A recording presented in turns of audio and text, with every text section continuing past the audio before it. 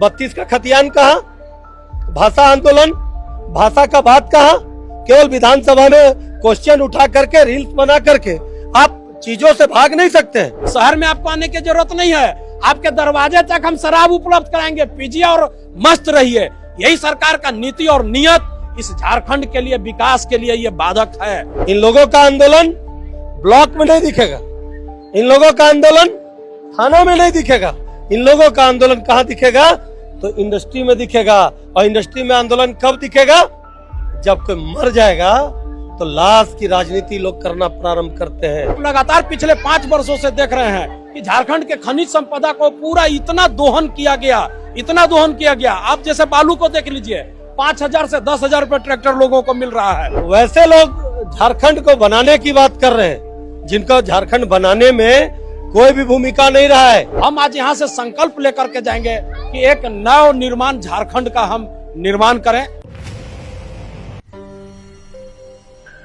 आजसू का 40वां स्थापना दिवस है, जिसे वह बलिदान दिवस के रूप में खेलगांव के टाना भगत इंडोर स्टेडियम में मना रहा है। फिलहाल हमारे साथ हैं गढ़वा के जिला अध्यक्ष, गढ़वा जिला अध्यक्ष ना, क्या नाम हुआ? दीपक शर्मा। दीपक शर्मा, कैसे देख पा रहे हैं इन 40 सालों को? देखिए, राजनीतिक जीवन में उतार चढ़ाव तो होते रहते हैं और राजनीति में सबसे ज्यादा मायने रखता है समीकरण। समीकरण समय के साथ वो बदलते भी रहता है, लेकिन आजसू लगातार अपने स्थापना काल से ही एक एक कार्यकर्ता झारखंड आंदोलन को लड़ करके लिया है। आज 39वां स्थापना दिवस हम लोग मनाने के लिए आए हैं और जो हमारे कार्यकर्ता जो इस आंदोलन में जो शहीद हुए हैं, जो आंदोलनकारी रहे हैं, उनको भी हम आज इस स्थापना दिवस का अवसर पर हम याद भी कर रहे हैं। और जितने भी हमारे यहाँ कार्यकर्ता पूरे राज्य भर से पधारे हैं, हम आज यहाँ से संकल्प लेकर के जाएंगे कि एक नव निर्माण झारखंड का हम निर्माण करें। आज परिस्थिति आप देखते हैं कि झारखंड में जो राजनीतिक रूप से अपरिपक्व आदमी के हाथ में ये झारखंड चला गया है। मैं हेमंत सोरेन की बात कर रहा हूँ। आप लगातार पिछले 5 वर्षों से देख रहे हैं कि झारखंड के खनिज संपदा को पूरा इतना दोहन किया गया, इतना दोहन किया गया। आप जैसे बालू को देख लीजिए, 5,000 से 10,000 रुपए ट्रैक्टर लोगों को मिल रहा है। आज देखिए, बेरोजगार युवकों को नौकरी के नाम पर, रोजगार के नाम पर उनको लूटा जा रहा है। आप एग्जाम तो लेते हैं, जेपीएससी का एग्जाम होता है, एग्जाम से पहले ही प्रश्न पत्र लीक हो जाते हैं। ये विडंबना है झारखंड के लिए, बहुत दुखद भरी घटना है। इसलिए जो अभी परिस्थिति उत्पन्न हुआ इस झारखंड में, एक एक आजसू कार्यकर्ता के कंधे पर जिम्मेवारी बड़ी है।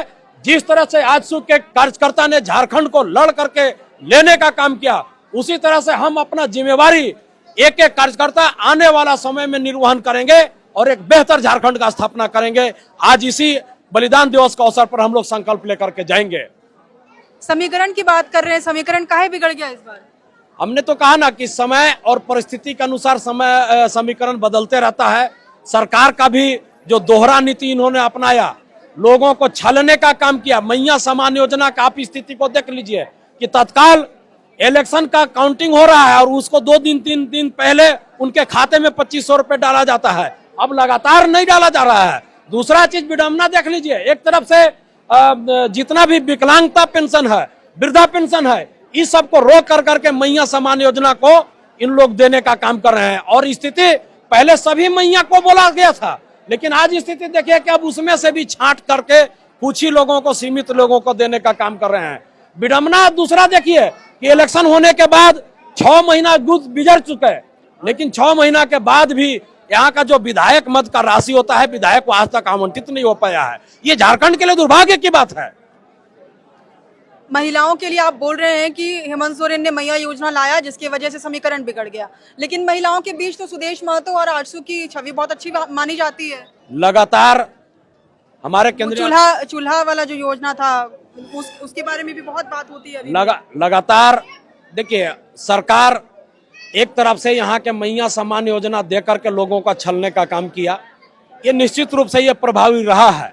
लेकिन अब यही मैया लोगों के लिए पैसा, जो योजना का पैसा जो निकालने के लिए भैया लोगों को बार बार देखेंगे कि यहाँ आरटीओ वाला गाड़ी को रोक कर करके, हेलमेट नहीं है, ड्राइवरी लाइसेंस नहीं है, इसके नाम पर हजारों 5-5 हजार रुपया वसूली हो रहा है उस घर से।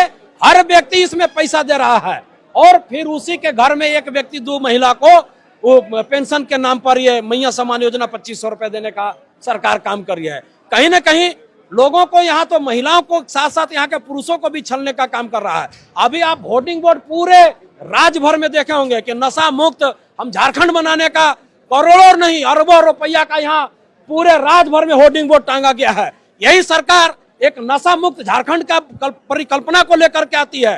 दूसरी तरफ यही सरकार गांव में भी शराब की दुकानें खोलने के लिए अवैध रूप से, चाहे जैसे भी हो, सरकार अपना आर्थिक रूप से बढ़ाने के लिए सरकार काम कर रही है। एक तरफ से गांव में भी लोगों को प्रोत्साहित करने का काम कर रही है कि आप आइए, अब शहर में आपको आने की जरूरत नहीं है, आपके दरवाजे तक हम शराब उपलब्ध कराएंगे, पीजिए और मस्त रहिए। यही सरकार का नीति और नियत इस झारखंड के लिए, विकास के लिए ये बाधक है।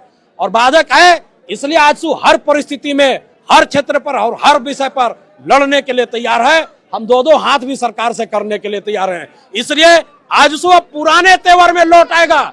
जो आजसू का अपना स्टाइल था एक समय का, पुराना तेवर, नया जोश, नई उमंग के साथ, पुराने तेवर के साथ हम लौटेंगे और नया झारखंड, बिल्कुल उग्र आंदोलन भी करेंगे, जरूरत पड़ी तो करेंगे। आजसू ये आज का राजनीति नहीं देखता है। आजसू का हमारा जो जितने भी केंद्रीय लीडर हैं, यहाँ का खनिज संपदा का जितना भारी पैमाने पे दोहन हो रहा है, एक आकलन है कि 35 साल तक आप खनिज संपदा को इस क्षेत्र से निकाल सकते हैं। उसके बाद क्या करेंगे?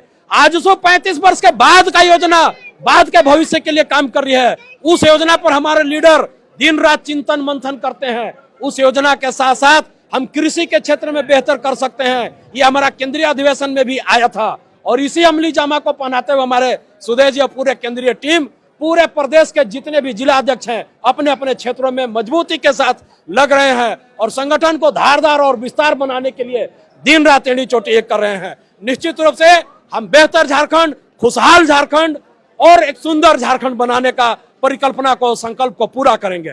धन्यवाद। मैं दीपक शर्मा, जिला अध्यक्ष आजसू पार्टी गढ़वा। क्या नाम हुआ भैया? दिलीप दांगी, कहाँ से? रामगढ़ से है रामगढ़ जी।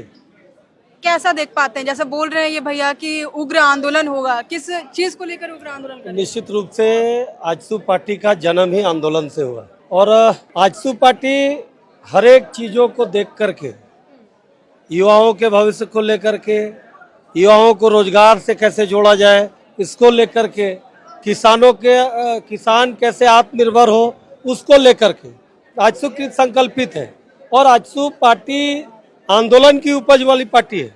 आज पार्टी अपना स्थापना दिवस बलिदान दिवस के रूप में मना रही है। ये सुदेश महतो का और आजसू पार्टी का एक कंसेप्ट है। क्योंकि आज आप देखेंगे कि वैसे लोग झारखंड को बनाने की बात कर रहे हैं जिनको झारखंड बनाने में कोई भी भूमिका नहीं रहा है, वो आंदोलन देखे नहीं है और आंदोलन करने वाली पार्टी पर ये उंगली उठाते हैं। ये लोग सोशल मीडिया का पॉलिटिक्स समझते हैं ना, कि ये लोग आजकल ऐसा कर रहे हैं कि कोई भी भीड़ को अपना भीड़ बताना इनको आदत है। इनके नेताओं के गाड़ी में दो यूट्यूबर चल रहे हैं और वो यूट्यूबर हम तो इतना जानते नहीं थे। पतरातू एनटीपीसी के आंदोलन में हमने देखा उनके एक नेता को। हम लोग आंदोलन कर रहे हैं, आजसू पार्टी सम्मान देना जानती है। हमने उनको बीच में बैठाया था, हम बोले कि भाई पत्रकार लोग हैं, लगता है कि यहाँ एनटीपीसी के बातों को समझना चाहते हैं। अब एक विशेष लोग से बात किए और बात करने के बाद उनका शूट खत्म हो गया और जैसे वीडियो शूट खत्म हुआ वैसे नेता अचानक गायब हो गए। हम के भाई नेता कहाँ गया? अब उसी बीच में हम फेसबुक निकाले तो फेसबुक में देख रहे हैं कि एनटीपीसी का हुक्का पानी बंद कर देंगे, चक्का जाम कर देंगे। हम के भाई जाम करने वाला केवल फेसबुक में करके चला गया। उनके लोगों को मैंने कहा कि कहाँ गया तुम्हारा नेता, बुलाओ। ये लोग गिद्ध है, गिद्ध। इन लोगों का आंदोलन ब्लॉक में नहीं दिखेगा, इन लोगों का आंदोलन थाना में नहीं दिखेगा, इन लोगों का आंदोलन कहाँ दिखेगा? तो इंडस्ट्री में दिखेगा। और इंडस्ट्री में आंदोलन कब दिखेगा? जब कोई मर जाएगा तो लाश की राजनीति लोग करना प्रारंभ करते हैं। और आप देखेंगे उनका समाधान हुआ कि नहीं हुआ उनसे इनका मतलब नहीं है, लेकिन रील्स बढ़िया बनना चाहिए। वैसे लोग आज आंदोलन की बात कर रहे हैं। भाषा आंदोलन का बात आप उठा लीजिए। भाषा आंदोलन का स्टार्टअप कौन किया? आज जो स्टार्टिंग दौर पे जो भाषा आंदोलन किया जो खतियान का आंदोलन किया, जो बोकारो से लेकर के रांची तक पद यात्रा किया, वैसे लोग आज गुमनाम की जिंदगी जी रहे हैं और सोशल मीडिया में अपने आप को ट्रोल करवा के, लोगों पर सवाल उठा करके आप अपने आप को नेता के रूप में स्थापित करना चाहते हैं। जो माटी की बात करने वाले लोग कह रहे थे ना कि जो माटी से प्यार करता है वो हमारे साथ आओ, पार्टी छोड़ो माटी से नाता जोड़ो। उस समय भी हमने कहा था कि ये जो आज माटी की बात कर रहे हैं, कल ये पार्टी की बात करना प्रारंभ करेंगे। आज पार्टी बना, आज माटी कहाँ चला गया? आज आप अध्यक्ष हैं तो आपसे भी सवाल होगा कि नहीं होगा? लेकिन अगर उनसे अगर कोई सवाल करता है तो आप सोशल मीडिया में उठा करके देख लीजिएगा, गाली गलौज तक लोग उतर आते हैं। तो ये उनका आचरण बताता है। आजसू पार्टी वैसे आचरण पर विश्वास नहीं करता है। आजसू पार्टी आंदोलन की कोख से जन्मी हुई पार्टी है और आजसू अपने आंदोलन के बदौलत झारखंड को लिया है, झारखंड को बनाया है, तो झारखंड को भी संवारने का संकल्प आजसू पार्टी ली है और संवारेगी। आप जयराम महतो की तरफ इंगित कर रहे हैं और लेकिन देखा जाए तो अभी जयराम महतो का प्रदर्शन काफी अच्छा है, उनकी पार्टी का प्रदर्शन काफी अच्छा है। उसके मुकाबले आजसू काफी उसका प्रदर्शन खराब रहा इस बार के चुनाव में, अगर खासकर देखा जाए तो। देखिए, चुनावी राजनीति अलग है, इन चीजों को आपको समझना होगा कि चुनावी राजनीति अलग है। प्रधानमंत्री रहते हुए भी लोग चुनाव हारे हैं, मुख्यमंत्री रहते हुए भी दिसोम गुरु शिबू सोरेन जी भी चुनाव हारे हैं, अनेकों उदाहरण है। लेकिन आप चुनाव का परिणाम से किसी पार्टी का आकलन नहीं कर सकते हैं। पूरे झारखंड प्रदेश में आजसू पार्टी का एक अपना स्ट्रक्चर है। चुनावी परिणाम अलग अलग हो सकता है, चुनाव लोग हार सकते हैं, चुनाव जीत सकते हैं, लेकिन चुनाव जीत करके चुनाव जीतने से पहले जो लोग अपना वादा जो किए थे उन वादों का क्या? 32 का खतियान कहाँ? भाषा आंदोलन, भाषा का बात कहाँ?